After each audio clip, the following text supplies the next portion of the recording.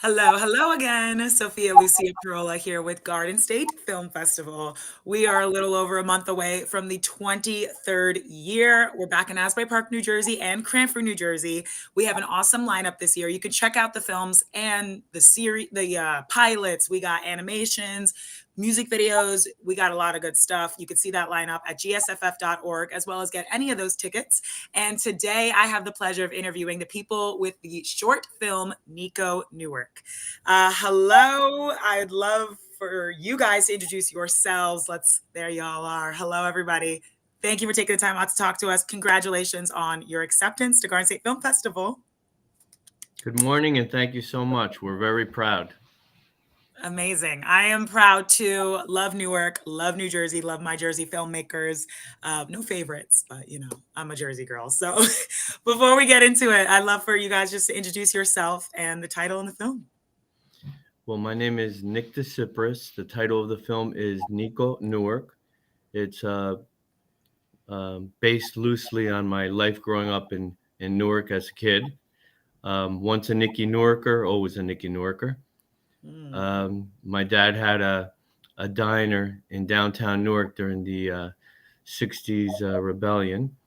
And I'm giving a view from the perspective of a child, basically, on what went down during those times and how it affected me and how I felt about it.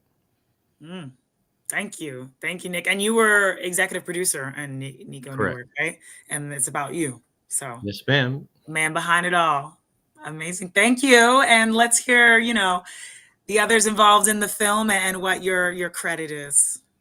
My name is Tracy Washington Bagley. I'm the director of Niko, Newark. Also, by day, I'm an executive producer for ABC Disney Company, and I've been in the business for about 4 decades.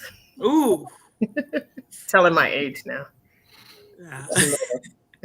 That's amazing. Thank I you. started when I was 5 now. Yeah. Yes, right out. Was in the industry.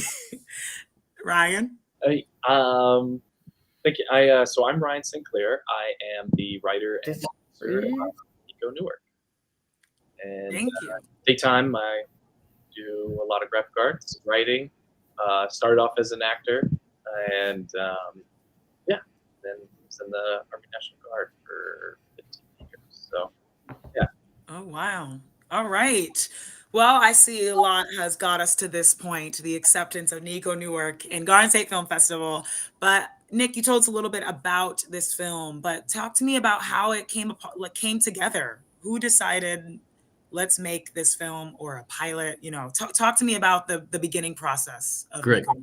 So ever since I was 11 years old, I've always wanted to tell this story, and I figured I'd end up writing a book when I was older. But as you know, life gets in the way. So, you move, you change jobs, you get married, you have kids, you buy a house, things happen. So during COVID, I was in my backyard and my wife was cleaning out the basement. We were all trying to find something to do. And she found all these scripts that I had started um, years ago in my 20s, and I was now in my 50s, um, where the papers were turning yellow. And she comes up with this box and she goes, "What do you want me to do with all this stuff? You started all this stuff from years ago and it's all turning yellow. Do you want me to throw it out or what?" And I said, "You know what? I'm going to make a film." And she goes, "Yeah, sure you are." And a couple of years later, we had a short film. It was like me seeing from above and looking down as the process was happening because it seemed unreal. Because here you have a kid that grew up in a diner in the restaurant business that knows nothing about the film industry whatsoever, and you know the Lord works in mysterious ways. So I started. My first attempt was going to the Newark Film Festival and introducing myself to people. And I met someone that was in the business. I told him a little bit about my story. He introduced me to Ryan. Ryan and I started meeting over a cup of coffee for several months. We went through, I think, like 14 scripts. And then a publicist and another friend introduced us to Tracy, and then we all clicked, and it just all came together. And before we knew it, we had a really awesome film. Wow, Yes. I love that. That Yeah. is so cool how that came together and very inspiring, Nick. I am someone who's always wanted to write a book and make a film about so much stuff, and I hope It's one never day too I get. late. It's I never too know, late. and that's amazing, very inspiring. I love that. Never too Yeah, late. And I write just your got to story. the yeah, I just got to the point where I felt stable and comfortable and mature enough to take it on, and I guess I wasn't ready before that. It wasn't meant to be. Mhm. Ryan, Tracy, I want to hear from you both. What made you say yes to being a part of this project? Ryan, you were the first to enter the mix. So, how did you feel being introduced to this guy, Nick, and what made you want to write his story or you guys write the story together? Yeah. So as Nick had mentioned, we started meeting over a cup of coffee, grab a quick beer, and then just kept talking, and I would just sit and listen to him about some of the things that he went through growing up, and a lot of things were personal, obviously very personal to him, and so it takes time in a way to get more out and to go into more detail and everything, um, to really help me be able to implement it into a script so that way we can try to get this all down to accurately portray some of it and have it come to life. But then, as Nick had mentioned too, when we started building out the team and decided to go forward with something beyond the script, and like, all right, let's actually see this thing through and let's push it forward. We started building our team, and Nick mentioned that publicist, that's a very good friend of mine and Tracy's, had introduced us to Tracy. And the second that we met with Tracy, we knew immediately that she was the right fit. We had interviewed a bunch of directors. Nick probably knows the number a little better off his head, but it was definitely double-digit amount of directors. And like I said, the second we talked to Tracy, we just knew not only does she have the expertise from her background at ABC, she's a Emmy Award winner, 7 time now, right? Mhm. Emmy Award winner. So not only is she bringing that quality of expertise and work to this project, she immediately blew us away with her knowledge and personality and everything. I knew she would be a great addition to the team, and the perspective that she was going to bring to this project and to the story was like something that we weren't ever going to get from any of the others. Respectfully to them, they were great, but Tracy brought a different element to it that really stood out and created a lot of really great things in the project. So yeah. Amazing. Yeah. 7-time Emmy Award winner. Amazing. And over, yeah, 4 decades in the industry. Amazing. Tracy, what made you want to, work on this project and help tell the story? So I felt like this was a match made in heaven. For one, I always wanted to direct a film, and when I sat down with Ryan and Nick, and they talked about Nick's story, and then the fact that this was going to be based, or not based, but this would include the story of the Newark riots, which it's one of the little known stories, historical events in the nation. It spoke to me because since college or Ohio University, I was producing programs around African American issues. And then later in my career for ABC in Philadelphia, New York, Houston, I was able to produce stories that, were of interest to the African American community. And here was a film that I could incorporate real life footage from ABC that actually I felt like would give energy to a kid's story, an important story, and at the same time pull in, an audience of all ages. So Hmm. Niko Newark is appealing to young people as well as those who actually lived in the Newark riots. Wow. Wow, that's amazing that you were able to pull, like, I mean, it makes sense. So I could see why Tracy was also the person you guys said, yes, we need her to direct this. I mean, I know I could talk to you guys all day, and I can't wait, hopefully, to see you guys at Garden State Film Festival and see this, because I wasn't able to see this, unfortunately, but I'm so interested in watching it. So did we film this in Newark? And how long did it take? What was the filming process like?